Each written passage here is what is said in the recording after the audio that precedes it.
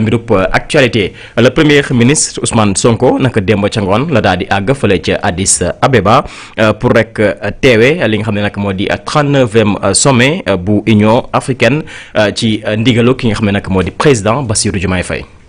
waaw le premier ministre démb dem na fële ci Addis Abeba comme ni nga ko waxee pour représenter le président de la République. Bassirou Diomaye Diakhar Faye d'habitude sont les présidents ñoo fay dem. Assister à cette rencontre mais cette fois-ci pour ñun Sénégal le président Bassirou Diomaye Faye a préféré yabal ki nga xamante ni mooy premier ministre am mu dem représenter ko fële ci li nga xamante ni moo am fële Union africaine mais bul fàtte ne l'objectif de cette rencontre est placé sous le thème surtout d'assurer une disponibilité durable en eau et des systèmes d'assainissement loolu bokk na xam naa certainement si waxtaan bi nga xamante danañ ko fa waxtaanee. danañ fa waxtaanee aussi comme nu ko ñëpp di xaaree. certainement peut-être le problème de l'ancien président du Sénégal Macky Sall mi nga xamante ni ñëpp nee nañu dafa bëgg. il est intéressé pour ce poste. de secrétaire général bu ONU. man nag. ma am ci inquiétude bu métti d'abord li may njëkk a wax Macky Sall. Est-ce que Macky Sall réellement il est intéressé à ce poste. wala est-ce que Macky Sall nekkul ne moom ci boppam dafa bëgg. au sein même de l'Union africaine. ñu am fenn foo xam dañ ko fa placer ne serait-ce que pour que moom mu mën a. non seulement repositionner waat mais pour que mu mën a laver lépp loo xamante ni moo nekkoon ci moom te loolu il lui sera très difficile pour mu mën ko laver. je ne peux pas comprendre un président de la République. bu Sénégal jóge fi tout récemment. ak li fi am yépp. durant régnam durant ces 12 ans li fi am. comment un président bu mel ni moom. kooku Macky Sall benn d'abord. dëkkam. di ko soutenir sa candidature. benn. comment ce même président. sur le plan international nga xamante ni vraiment bilan am. ñëpp nangu nañ ne bilan am vraiment c'est un bilan. kon vient pas me dire que ay bilan bi il def na fi lii def na fi lii def na lii. il a un bilan boo xamante ni bilan boobu wax dëgg yàlla moo ko presque sanctionné ba tax tey ñu jëlee ko fi. bilan boobu moo tax tey ba. depuis que mu jóge fii dem Maroc mënutul dellu siwaat fii ci Sénégal waaw parce que koo xamante ni yow sa biir magistère rien que pour une manifestation il y a eu 80 morts waxatuma loolu ci biir yow sa magistère yow des gens se posent la question comment dirais rapport yi nga xamante ni ñoo fi am épingler tes anciens dignitaires yi nga xam yow dañu nekkoon sous ta tutelle boobu ba léegi pareeguñu di càmbar lu mel noonu. ak leneen lu bëri li fi am. ci biir réew mi violation yi fi daan am. du n'importe quoi des textes ñu di ko violer. yow nga dem ba lu toll ci constitution. ñu inscrire ci la date boo xamante ni moom la ñu war a dem pour des pour ay élections présidentielles nga dem à la dernière minute demander pour ñu reporter. la date datu élection yi. dem ba ci biir. nga bëgg a kii il a fallu l'intervention du conseil constitutionnel pour que ñu mën a rétablir lépp am toog yow nga dem ñëpp xam ni fii 3e mandat kenn du ko fi nangu bañ nañ ko ba c'est inscrit ci constitution bi nul ne peut faire plus de 2 mandats consécutifs loolu nit ñi waxtaan nañ ci les hommes de droit ku ci nekk wax nañ ko ci mënuloon nekk candidat malgré tout tu as essayé d'insister bëgg a dugg nga gis ne mënul sotti nga tegg tànk bàyyi mais dugalaat beneen galgal en tout cas on a vu du temps de Macky Sall du n'importe quoi lu nekk gis nañ ko fi ce monsieur d'abord benn gisuma fenn foo xamante ni état du Sénégal war na mën a soutenir sa candidature contrairement ak li fi daan am bu njëkk tout homme d'état boo xamante dafa mës a jógee muy président de la République à chaque fois pour ces genre de poste amuloon benn problème dañuy ñëw dañ lay soutenir. gis nañ fi diggante Ablaye Wade ak Abdou Diouf. bi Ablaye Wade falo la premier acte bi nga xam Ablaye moom la njëkk a posé mooy jëlal avion bi nga demal ma représenté ma fële. te keroog ñooñu ñëpp gis nañ ko. il est même retourné dem ci kër famille am dem fekk yaayam ne ko sa doom moo la gane si. kii la gane si la jàppal ne Abdou Diouf moo taxaw sa wet. rassure-toi. en tout cas yow man sa doom laa. di doomu réew mi. kon boog jàppal ne lépp loo xamante ne rek yow am nga loo naqari wala am nga loo kii mun nga ma ko wax. xam nga xeetu transition yooyu fi daan am.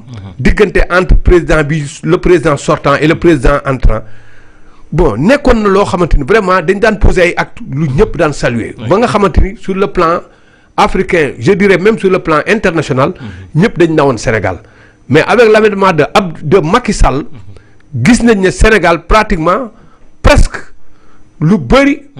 yàpp nañ ñu si ñu bëri ñu ngi si woon tudd di si wax. ba li am. un opposant bu jóge de la prison ñëw ñu fal ko dès le premier tour. pour la première fois loolu amoon. loolu nag tout ça c'est dû au mécontentement bi nga xamante ni population yi amoon nañ ko si ni ñu leen yore woon seen réew. c'est dû aussi ak ñi nga xamante ni ñoo nekkoon yoroon les destinées de ce pays. façon bi ñu daan doxalee.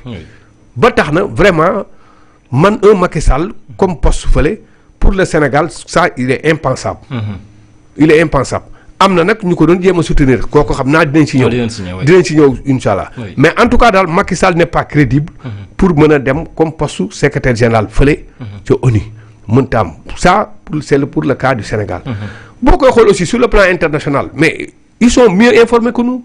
mais lan moo war nekk position officielle bu Sénégal soutenir candidature am wala parce que foofu aussi réeroo daf si daal di am ñu si bëri ñu ngi naan peut-être Sénégal mën na soutenir la candidature Macky Sall ñeneen ñi aussi waru ko mën a soutenir pour des raisons politiques. waaw bon loolu bon xam nga avis partagé la. entre ñun sénégalais lambda ñooy wax di yooyu mais l'État en question. de par le président de la République Bassirou Diomaye Faye. de son premier ministre Ousmane Sonko. man gisuma fenn foo xamante ni ñooñu dinañ soutenir la candidature de Macky Sall. loolu gisuma ko te yaakaaruma ko fenn.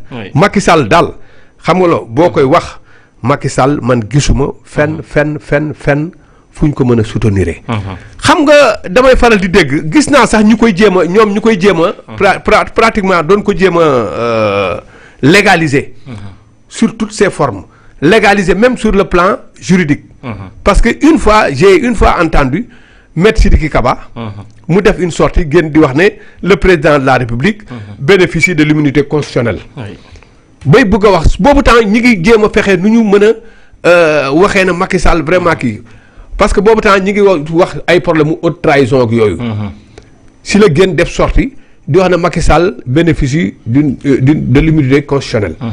ma ne waaw d'accord Macky Sall bénéficie de l'immunité constitutionnelle mais Macky Sall ne bénéficie pas de l'immunité constitutionnelle absolue. l'immunité constitutionnelle absolue. moom Macky Sall amu ko.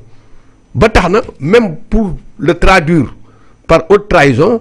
rien n'est encore exclu pour ñu mën a traduire Macky Sall par haute trahison parce que y a des éléments constitutifs yu mën a permettre que suba bu ñu koy traduire pour haute trahison ñu mën ko teg. am na parce que amul dara lu ñu définir kii donc loolu tey du objet débat bi. mais dama la bëgg a wax rek ne la jéem nañ def lu nekk pour jéem ko faire revenir Macky Sall. jéem nañ def lu nekk pour delloosiwaat Macky Sall si kiiwu politique bi. mais pour man dama jàpp ne Macky Sall c'est du passé. man on le conjugue comme du passé. mënutul dellu si fii le Sénégal ne prendra jamais le risque. naan dañuy soutenir la candidature de Macky Sall. et puis même bu dul sax loolu hormis sax l'État. mais sénégalais yi seen bopp en question ñoom ñoo dul accepter la candidature de Macky Sall. parce que si jamais candidature am war a jóge feneen les sénégalais vont se lever. ils vont se lever pour réclamer pratiquement que ne Macky Sall warta mën a nekk mënut a nekk candidat kii et puis les sénégalais en feront leur combat ma wax la ko si teel. donc pour wala ne daal Macky Sall vraiment bon chance pour nekk fële poste secrétaire bi boobu mu teg ko si suuf te xam ne mënu ko am. moo tax sànq dès à l'entame de mes propos ma ne la. est-ce que réellement Macky Sall loolu la soxla wala soxlawu ko est-ce que réellement Macky Sall bëggul quelque part rek fenn foo xam war nañ ko fu mën a caser. pour que au moins ne serait-ce que mu mën a dundaat am tuuti légitimité bëgg am fu mu fa jaare mais loolu moom na ko wóor ne ko. les Sénégalais l'ont à l'œil. Les Sénégalais dañ ko surveiller de très près. Sénégalais yi en tout cas li fi Macky Sall defoon ci réunion boobu ba léegi mi ngi fi tege. mi ngi fi tege sénégalais yooyu ces mêmes sénégalais ñoo fi nekk. les mêmes sénégalais yi voté woon keroog ak pour Bassirou Diomaye Faye dès le premier tour sont ces mêmes sénégalais ñoo fi nekk ba léegi. xippi seen bët. loolu fàttewuñu ko. incha allah du question wu régime en place bi. am na ay dérive wala def nañ li wala non problème bi mooy régime bi fi nekkoon. li mu fi def. xam nga la c'est impardonnable. c'est impardonnable dans la mesure où que boobu ba léegi. élucidé guñu li nga xamante ni tey mooy li jëm ci mbirum. benn rapport yi. li jëm ci mbirum aussi manifestation yi fi amoon ba causé fi ay mort. lu jëm ci mbirum aussi violation texte yi ñu fi daan def. yooyu yëpp pareeguñ ci. ba tax na vraiment. la candidature de Macky Sall moom nekk na loo xamante ni war nañ ko bàyyi mu nekk derrière nous quoi. oui exactement alors mu nekk lu am solo mais aussi discours le premier ministre dinañ ko xaar bu baax a baax ba tey ci mbirub soutien yi nga xam ne actuellement moom Macky Sall commencé na ko am fii.